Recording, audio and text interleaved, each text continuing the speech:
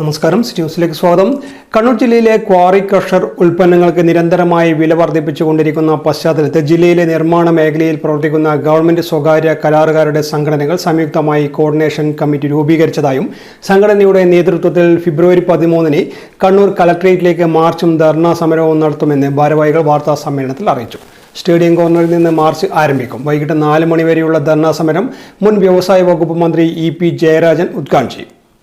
കരാറുകാരുടെ സംഘടനകളെ ഉൾപ്പെടുത്തി കലക്ടറുടെ മുമ്പിൽ ചർച്ച ചെയ്ത് മാത്രമേ ക്വാറി വില വർദ്ധിപ്പിക്കുകയുള്ളൂ എന്ന മുൻ തീരുമാനം ലംഘിച്ചാണ് ഇപ്പോൾ അടിക്കടി വില വർദ്ധിപ്പിക്കുന്നത്.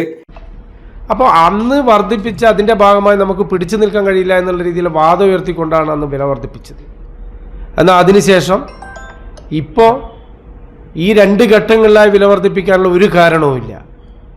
കേരളത്തിൽ എവിടെയും കിട്ടുന്ന റേറ്റിന് തന്നെ നമുക്ക് ഇവിടെയും സാധനം കിട്ടേണ്ടതുണ്ട്.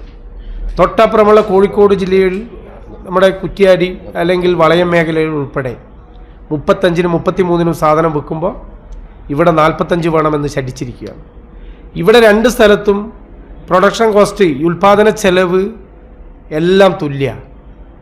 പക്ഷേ ഇവരോട് ആവശ്യപ്പെടുമ്പോൾ ഈ ക്രഷർ ഓണേഴ്സ്, ക്വാറി ഉടമകൾ പറയുന്ന ഒരു കാര്യം നമുക്ക് ഭീകരമായ ഫൈന് വരുന്നു എന്നുള്ളതാണ്. യഥാർത്ഥത്തിൽ ഫൈന് എന്ന് പറയുന്നത് അനധികൃതമായി പൊട്ടിച്ചതിൻ്റെ ഭാഗമായിട്ടുള്ള ഫൈനാണ്. കേരളത്തിൽ ഗവൺമെൻറ് ശക്തമായി നടപ്പിലാക്കാൻ തുടങ്ങിയപ്പോൾ, ആ നിയമം നടപ്പിലാക്കാൻ തുടങ്ങിയപ്പോൾ അവർ ഫൈന് വിളിക്കുന്നു. ആ ഫൈന് വരുന്ന ഇൻഡസ്ട്രി കൊല്ലങ്ങളോളം പൊട്ടിച്ച സാധനത്തിന് വർഷങ്ങളോളം ഉണ്ടായ ഫൈന് ഉൾപ്പെടെ അവർക്ക് കൊടുക്കേണ്ടി വരും. സാധാരണതയിൽ ഒരു മേഖലയിലും ഇത്തരത്തിലുള്ള ഫൈന് വന്നു കഴിഞ്ഞാൽ ഗുണഭോക്താക്കളുടെ അടുക്കൽ നിന്ന് ഈടാക്കുന്ന ഒരു പ്രവണതയില്ല. മറിച്ച് ഇതിൽ നിന്ന് ഇവർ ഈ ഗുണഭോക്താക്കളോട് ഈടാക്കണം എന്നുള്ള രീതിയിൽ വാശി പിടിച്ചുകൊണ്ട് അനധികൃതമായി പൊട്ടിച്ച കോറകളെ അതിന് വന്ന ഫൈന് നിലവിൽ പുതിയ ആളുകൾ മെറ്റീരിയൽ എടുക്കുന്ന സമയത്ത് അവരെ തലയിലേക്ക് കെട്ടിവെക്കുന്ന ഒരു രീതിയാണ് ഇപ്പോൾ അവലംബിക്കുന്നത്.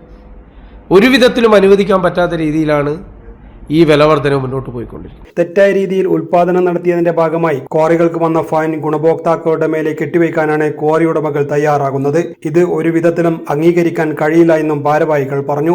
വാർത്താ സമ്മേളനത്തിൽ coordination committee convener A. Vijayan, P. Mohanan, KC Manish, T. മനോഹരൻ തുടങ്ങിയവർ പങ്കെടുത്തു. News desk city news.